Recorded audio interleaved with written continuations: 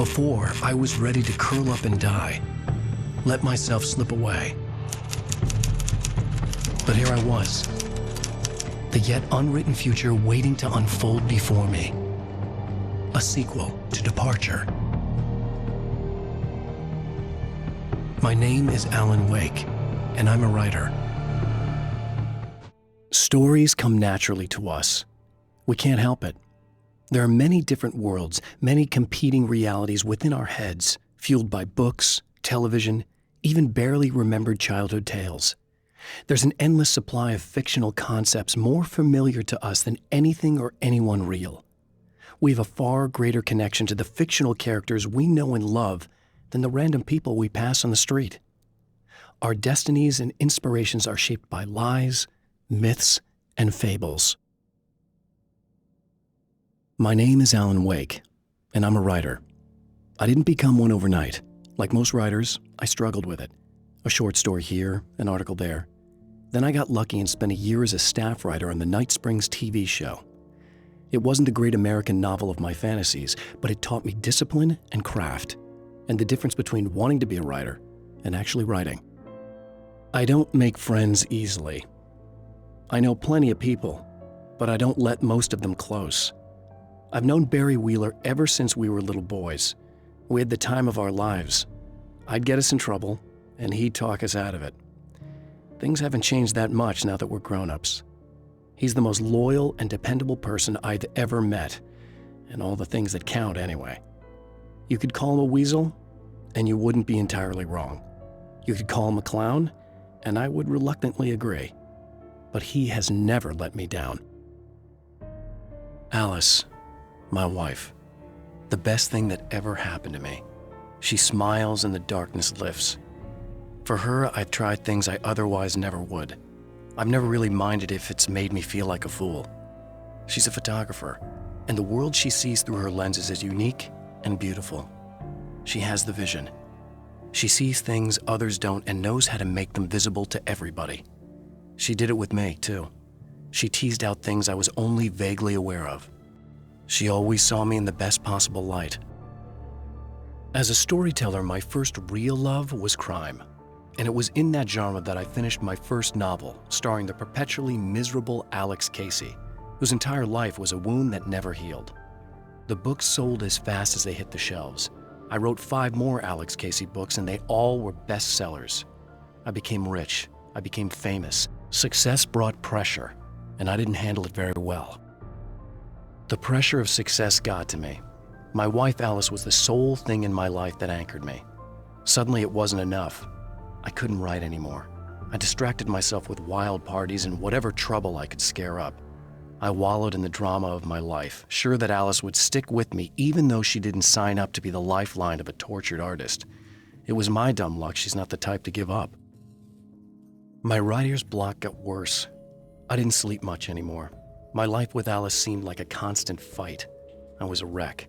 Alice took steps. She booked a vacation in Bright Falls, a small town in Washington. It was supposed to be a chance to break out of the cycle I was in. She didn't know about the darkness in Cauldron Lake.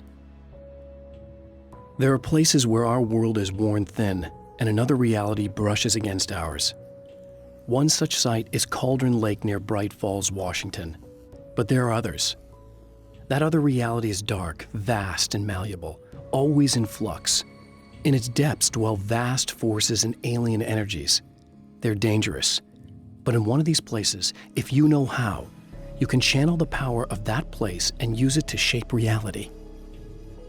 The darkness rose from the depths of Cauldron Lake and took Alice. It needed words. It needed me to write its way into our world. She was leverage, a hostage. I complied, but with a twist. I put in a loophole that gave me a chance to fight back. I was hunted by shadowy enemies, but I faced the darkness.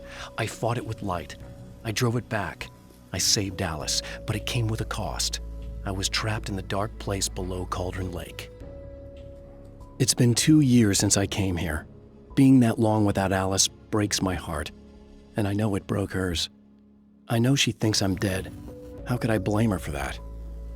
It would be a crime to pretend that she owes me anything. She took all the stupid, self-indulgent bullshit I brought into her life and still stood by me. still loved me. It's no betrayal. But I'm a better person now than I used to be. I want to be that person with her. After my disappearance, they thought I was dead. I might as well have been. I know it's been 2 years. I know Alice has moved on. I've tried to find a way back to her, back to my life, but escaping the dark place is almost impossible. Time does strange things here, but dreams and radio signals can pierce the veil between the worlds. I catch glimpses and echoes of the world. Sometimes I send messages out. I can only pray that they hear them. Alice and Barry, my wife and my best friend, are easily the two most important people in my life, and they've never really gotten along with each other. I suppose both of them resent the other's intrusions into what they considered their domain. After I was gone, they maintained an uneasy truce. My book stayed in print, still selling, the licensing machine churned away. She was my wife and controlled the intellectual property. He was my agent and took care of the business. I wish they found more common ground than that. Thor and Odin Anderson, old gods of Asgard. I still don't quite know what to make of them. I know they used to be rock stars who modeled their stage personas after Norse gods. I know they're old. I know that in their day they fought the darkness as I do. I know they're demented and insane, ravaged by age and self-abuse. But there's something in them, something powerful that took hold when they were touched by the powers beyond. A thing that goes far beyond just stage names. Something godlike. The Anderson brothers should probably have been in a facility somewhere, despite their tendency to escape from such places. It could be argued that they had no business being on tour, considering their condition. Their lives mostly revolved around the laundry list of ailments and their endless quest for liquor. But Barry Wheeler managed them now. And whatever else they might say about Barry, he knew how to make things happen. And honestly, it wasn't like the Andersons were the most difficult clients he ever had. Getting the Andersons into the recording studio was a struggle and a half. But once they actually picked up the instruments, something happened. They were two old men, and they weren't. They were doddering bags of bone, and they were barely contained power. And there was music. Barry rubbed his hands together. He knew how to pick a winner. Now all they needed was some direction on how to make things a little more modern. Barry had never produced a thing in his life, but he knew what he liked. He knew Balance Slays the Demon was going to be a hit. The dark place is utterly hostile to human life. It eats at your mind, wants you to succumb to madness. Your own thoughts can turn against you. Every shadow conceals a threat that attacks at the slightest sign of weakness. You're under endless assault. Every day is a struggle for survival. But I've learned to take care of myself. I focus on Alice, our life together, my need to be with her. That takes me a long way in the dark place, as long as I have my gun and the flashlight. I'm trapped in the darkness. He has started appearing to me, Mr. He can travel back into the world effortlessly, and he loves to rub my face in it. At first, he was just an echo in the darkness, a flicker beyond the edge of my vision. Now he started showing himself, getting bolder all the time, telling me what a great time he's having in the world while I'm stuck here, and what he plans to do, especially to Alice. All the moves I have left are dangerous and desperate. I have no choice. I have to hunt him. I've seen the enemy, and it's me. I've faced dark horrors before, things that live in the unimaginable pressures of the world beyond our own. Sometimes they masquerade as humans. That's what ultimately lurks inside Mr. He's every mean-spirited tabloid story about me, an evil caricature, a creature formed in that vague territory of misconceptions, half-truths, and the dark imagination of people who heard a story about me.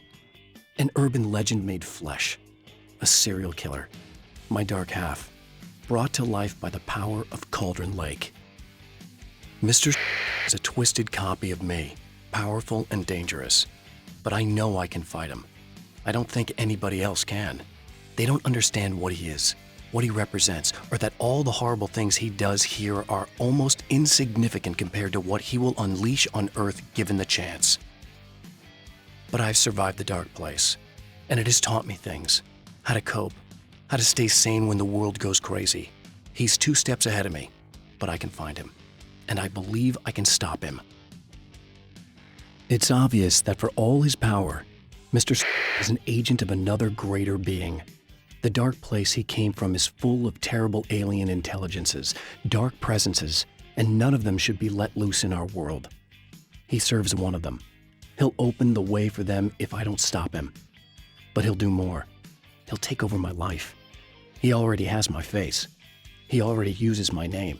He'll become Alan Wake in every way imaginable and corrupt everything, unless I can stop him. The Taken may well be the tool the darkness favors over any other. At some point, they used to be human, but whatever humanity they once had is long gone. Now they're just shells covered and filled by darkness. The Taken Mr. throws at me are more grotesque and varied than the ones I first encountered in Bright Falls. But I know how to deal with them. I'd be lying if I said they don't frighten me. But I've survived worse. I can't let them stop me. I've carried a flashlight and a gun for so long that I feel naked without either. It's all too often that I need them. The darkness protects the Taken. Shadows crawl over their forms like living things, protecting them from harm. Blows that would injure or kill a human outright mean nothing to them as long as the darkness persists. But light makes them vulnerable. Light burns the shadows away. The darkness that drives them is still in them, but now they're vulnerable. Flashlight and gun. Sometimes it feels they're all I have left. There's more to fighting the Taken than just burning away the darkness that protects them. When I'm fighting for my life, I find myself slipping into a state of intense concentration that makes the beam of my flashlight seem more powerful and focused. I used to think it was just my imagination, something brought on by the adrenaline and fear of death. But now I'm not so sure. I've been touched by powers that I can't begin to truly comprehend. And they've left a mark. I'm starting to think this might be a part of it. The Taken were always single-minded. They had a certain animal cunning, but they weren't very intelligent. That's one reason why they prefer melee weapons. Actual firearms are too complex for them to use. That's why seeing the one who threw grenades at me surprised me. But of course, they aren't actually grenades. There's no pin to pull, no fuse to set off an explosive, just concentrated darkness. In Bright Falls, I was constantly under attack by birds that were more shadow than flesh and feathers. But this is an evolution. Some of the Taken were actually capable of turning into a flock of birds to escape my attacks and turning back into human form to make surprise attacks. Some of the Taken aren't protected by the darkness like their comrades. Instead, their aversion to light is so extreme that they literally split into 2 when they encounter strong light. It leaves the 2 halves weaker. But of course, there's strength in numbers. It's a disturbing development. The dark presence I faced 2 years ago was powerful, but it didn't have much in the way of imagination. Clearly, the same cannot be said of Mr. I have seen the darkness twist flesh into new shapes before, but encountering these giants is an extremely disturbing experience. It's as if the genre has been switched on me. There's something out of Pulp Fiction. Twice as tall as normal men and stronger than forklifts, their lumbering gait and slow-witted demeanor brings to mind some kind of mean-spirited caricature of a feeble-minded hillbilly. The spiders aren't really the work of the enemy. They're a side effect, a part of the dark place's less significant fauna that has managed to slip through the opening I made when I arrived. Less an animal than an idea that has assumed the form of an animal. Makes them no less dangerous, but at least they're a little easier to deal with. The darkness doesn't protect them like the Taken, and thus they can be destroyed by either light or bullets right away. I have changed. I know who I am now. I know that I can write my own fate. Bright Falls taught me that. I know that indulging my weaknesses, giving in to fear and complacency will only drag me down. The dark place taught me that. I'm no Zen master. I've not attained enlightenment. But I have learned to let go of the things that I don't need. I know that without that balance within, I become my own worst enemy. Now I strive for equilibrium, and with that, I'm strong enough to get where I want. I have created the weapon that can put an end to this. a blueprint to a new reality. All I have to do is survive long enough to use it. My arrival from the dark place will be painful and difficult. These pages may be lost. But one way or another, I'll send the parts I really need to myself. If I make it outside, I have a chance. Mr. is more powerful than I am, but he can't change the rules in the middle of the game. He's not a creator. I am. I know that when I arrive, the clarity of vision I have now may disappear. I've made my plans. I prepared for this, but I know the transition from the dark place will be hard on me, and not just physically. It may affect my mind, my memory. These pages should help me remember and focus. That's worked for me before.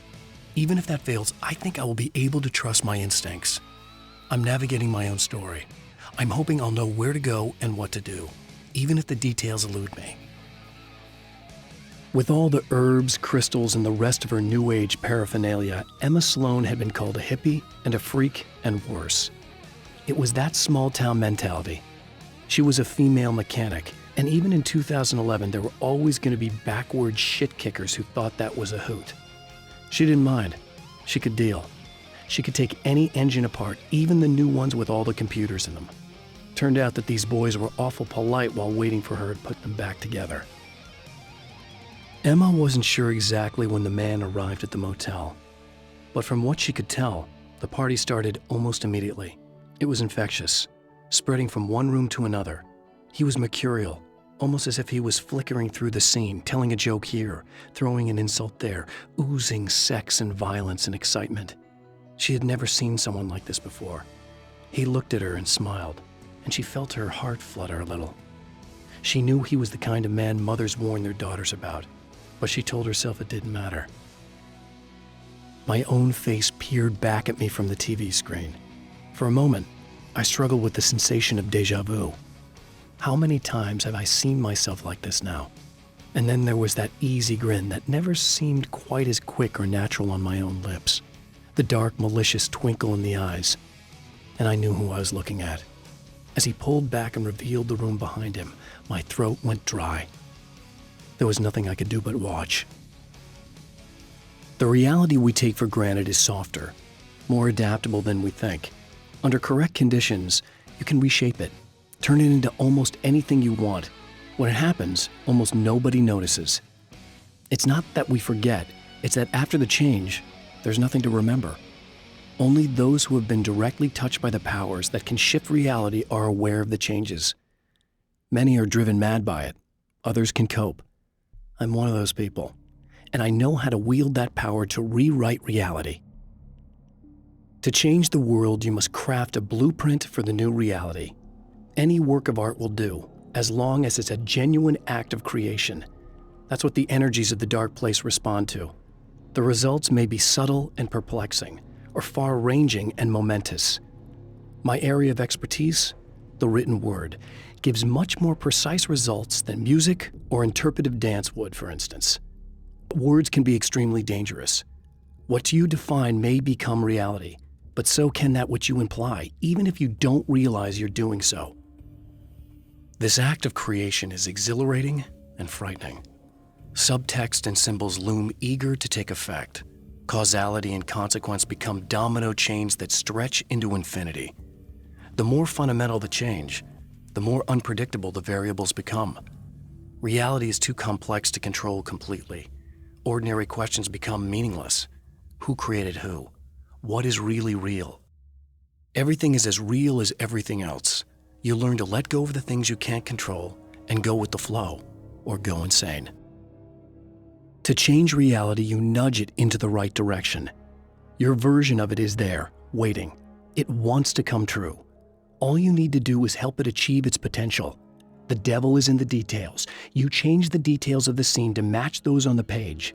If you get the details right, if you achieve that critical mass, the shift will come, and the rest of your new reality overrides the existing paradigm.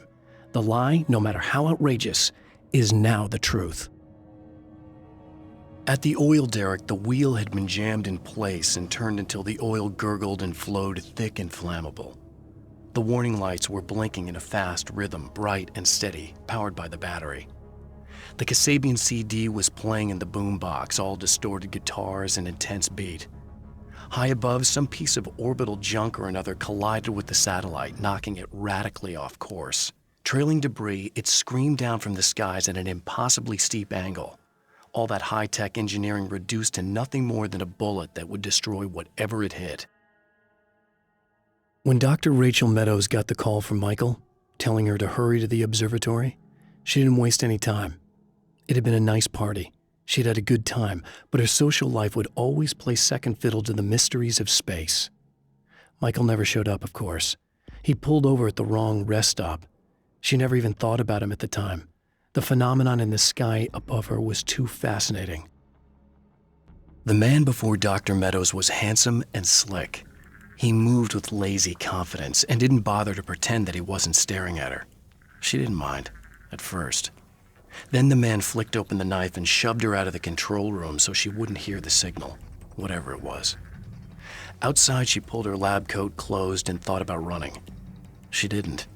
She didn't think she'd get very far. Not from him. She never was entirely sure why he spared her. The strands of webbing glistened in the beam of my flashlight, fine, almost ethereal. They were fresh and right in my path. I held my breath and waited, ears straining. Nothing. I moved on, concentrating on the task at hand. Just get what I was looking for, then leave. That's all I keep telling myself. For a moment, I actually thought it might be as simple as that. Then, I heard too many legs skittering across the ground. For Serena Valdivia, burning the midnight oil was more of an exception than a rule. A procrastinator and a perfectionist, she often worked when she wouldn't be disturbed. Tonight was especially important. The film festival would open tomorrow, and there was still so much to sort out. It wasn't that the work hadn't been done. She just didn't feel like she had completely mastered everything yet. When the dark man's eyes suddenly locked into Serena's, she flushed hot. They ignited a black fire in her. He was talking. He wanted the power turned off. He said something about the projector booth. She hooked a finger under his belt buckle. He grabbed a hold of her throat and twisted until it hurt. Somewhere deep inside, a part of her screamed in paralyzed horror, but the moan that escaped from her throat had no panic in it. "Pay attention," he said. "Business first." His eyes glittered shamelessly. Hers did too. The trap Mr. has set for me is as simple as it is impossible. Whenever I reach him, he sends me back to the beginning of the maze. It's a loop in time. I go through it only to end up where I started. There's a brutal genius to it. If I die, it's over for me. If I survive, I end up where I started. Sooner or later, the odds will catch up with me. And in the meantime, he gets to toy with me. But that's why I have a chance. He's caught in this pattern just as much as I am. I know where he'll be, and I'm prepared. The car seemed to sail through the crisp mountain air in slow motion, spinning around one axis almost lazily. The moment was hypnotic. Then it struck the pipeline in a shower of sparks, the impact turning the windshield into a burst of safety glass. As it hit the ground, I snapped out of my reverie. The car was rolling downhill, slowing down as every bump killed momentum, but still coming. The fence wouldn't be enough to stop it. Night Springs doesn't exist. It's a fictional town from the TV show I used to work on. It was Any Place USA, a place we used as a backdrop for whatever strange story we had that week. One of the stories I wrote for the show involved a man, the champion of light, fighting his evil double, the herald of darkness. It was something I'd written back in the real world, something I had a link to, a framework I could build on. I had adapted it into a new story.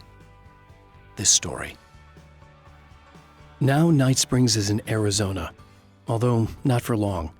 It's in Arizona because whatever the town that has become Night Springs is really called is located near one of the thin, worn places in the world where dreams and reality flow together and life is always a little strange. Perfect analogy for Night Springs. I can't return to the real world. I've tried, but I'm operating on dream logic, forcing the door open a crack so I can slip through. I can enter the strange little town of Night Springs. All I did was put it in Arizona for one night. The clothes I wear now I shaped from dreams and memories. It's an old outfit, originally from the 90s. The last time I wore it was when I was still writing and Alice and I took a vacation in the desert before our troubles began. The night before, we'd been at a party, and I had dressed to the nines. On that lazy day, I put on these old clothes, worn and comfortable. Alice made a joke about grunge. I felt a little embarrassed, but I stuck with them. We were very happy. I'm sheathed in good memories to remind myself of what is at stake. The atmosphere in the projection booth at the drive-in was charged, almost unreal.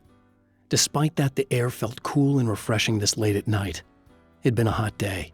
The summer was nearing its end, but it wasn't over yet. The film noir poster reminded me of Alex Casey, the detective's cool exterior never cracking even with the gun pointed in his face.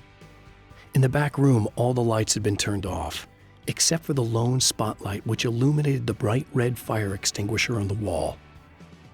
I held the film canister in my hands. I saw her name written across it in big letters, followed by the title. It was a time capsule, moments snatched from times gone by, from a past that I hoped could also be our future. It was my salvation, our chance to be together. A tin can with a bit of magic in it that she didn't even know about, something I could put to good use. There were only moments left before I had to face him. I'd found her film from the pile of containers in the back. I'd threaded it into the projector. I swallowed hard, staring at the screen, hearing her voice, the sunrise I remembered so well only moments away. And then Mr. was there, nailed by the projector's beam, caught in his own trap. He shouted at me, first in confusion, then rage. And then the sun came up and things started to burn.